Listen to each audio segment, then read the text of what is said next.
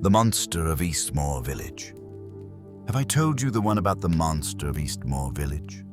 No. It's a good one, so tip a penny in the hat and get yourself cozy. Far north of the Black Palace sits a quiet village in a place called Eastmoor, a nowhere village in the middle of nowhere.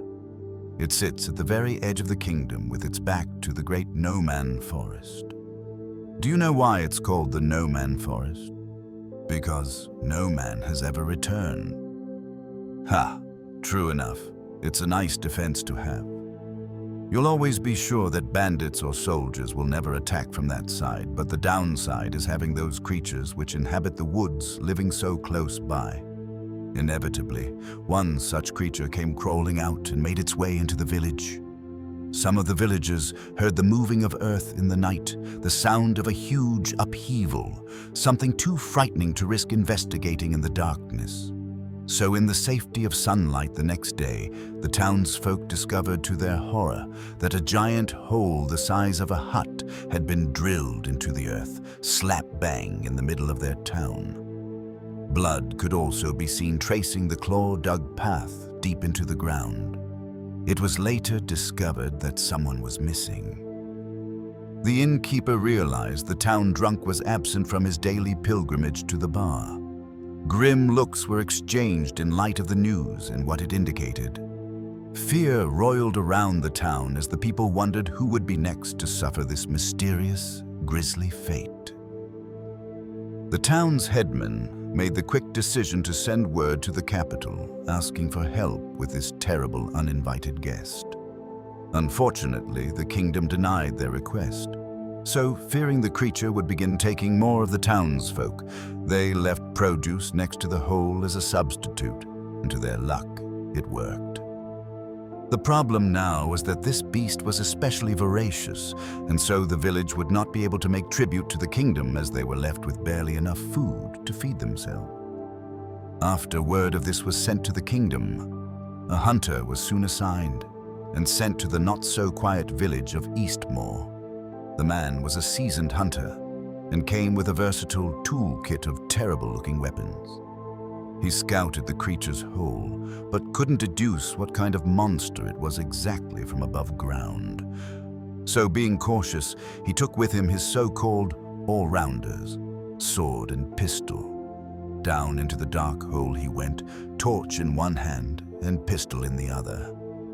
And that was the last the town ever saw of the hunter. Word of his failure to dispatch the monster was sent, but no hunter was assigned. So in protest, the people refused to pay the king's taxes. Word was sent, and sure enough, another hunter was quickly assigned. Down into the dark maw in the ground he went, and like the other, there he stayed.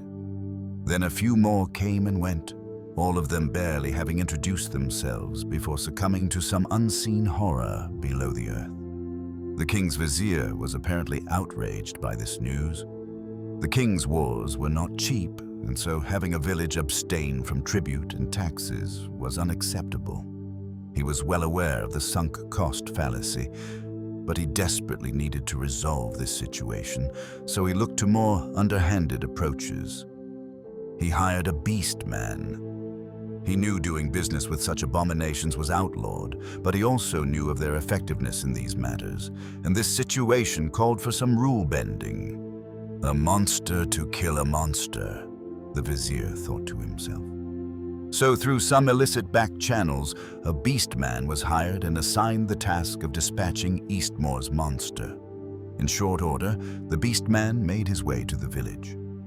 As he traveled through the winding paths on horseback, he passed a group of children frolicking and playing in the tall grass. He thought this odd given the apparent dire situation of a looming monster. The children screamed and ran back to their homes at the sight of this new hunter. When he finally pulled up into town, he was met by gasps and slammed doors, nothing out of the ordinary for his kind. Meeting with the nervous headman of the town, the situation was explained and he was guided to the location of the infamous hole. Wasting no time, he quickly set up, taking off the heavy equipment from his horse. He then approached the hole and knelt before smelling and tasting something from the ground, after which he nodded to himself. Whilst he was on the ground, he also noticed the footprints of his predecessors, but there were a lot more prints than expected. Could the townsfolk have gone down into the hole too, he wondered. He was interrupted by the mutterings of the nosy crowd that had formed around him. The villagers were looking at his array of weapons and tools, and they looked strangely worried. "Don't worry, they're not meant for you," he gestured with a fanged grin. The beast man continued his operation, now knowing his plan of attack. He rubbed a massive torch in thick, heavy tar before setting it ablaze, much to the shock of the onlookers. Then in his other hand, he took a war hammer and made his way down into the hole. "See you soon," he said with another fanged grin before delving down into the darkness. He found the earthy hole awkward to descend, especially with no free hands, but eventually the dirt gave way to stone, and he found himself walking down rather than shuffling on his backside. He realized the creature had stumbled upon a natural cave that had sat hidden under the village. This was fortunate, as the open space would make fighting a lot easier. His keen senses could smell the creature strongly now. It was very close. Stepping down carefully, he came to the cave floor and began looking for a den, a sleeping spot for the creature. As he did so, he noticed skeletal remains dotted around the floor, completely picked clean, not even the clothes or equipment left. Before he could investigate further, a massive sound of scuttling resounded as a gigantic mass charged him. Huge claws, each the length of a child, came at his neck, but before they sliced him in twain, he sidestepped and lunged with a raging torch. The horrific visage of an insectile monstrosity was completely illuminated as the creature's many eyes all flinched in response to the flames. The creature reeled, and the beast man pressed his advantage, spinning to the side of its body before bringing down his war hammer with powerful fury. It was met with a wet, crunching sound as the hammer's spike pierced the creature's thick carapace. The hunter felt a feeling of satisfaction as he knew he had gotten the creature's type correct. But before he could internally gloat, two of its many legs swiped low and knocked the beast man to the floor. Unlike the hunter, it didn't press its advantage and instead retreated and held up its guard as the beast man got back up. It then cried out, a weird chittering cry that echoed up through the cave and through the way he had come, and it continued to do so again and again. They stood face to face, carefully watching each other, anticipating each other's next move, as the creature repeated this noise over and over. The beast man thought it sounded like something. It sounded like help. The thought, "What the fuck?"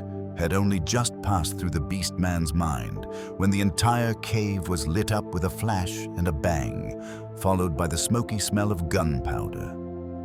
The beast man dropped to the floor, searing pain in his back and chest. "I can't have you do that, I'm afraid," came a familiar voice from behind. Footsteps passed him as the beast man struggled to maneuver himself on the floor. The effort seemed to push more warm blood out of his body as he did so. He could see him now, the town's headman, pistol in hand, walking over to the creature. He reached out to where the beast man struck the creature as the thing flinched and whimpered. "Don't worry," the headman whispered. "We'll make you better," he said assuredly. He turned back, looking at the beast man with disgust in his face. "The king must really want our food and money badly to send a monster like you." "But we can't have that, can we?" he said whilst looking back at the creature. "No, the king has taken enough of our money and food. No more, we say. And we have a pretty good arrangement, don't we?" The creature seemed to almost nod at this remark. So that night, coin, gear, and horse were plundered, whilst the village's newest resident discovered what beast-man meat tasted like. And that was the story of the monster of Eastmoor village. Was any of it true, you ask? Of course it is. What's happened to the village and the monster since? Well, tip me another penny and I'll tell you.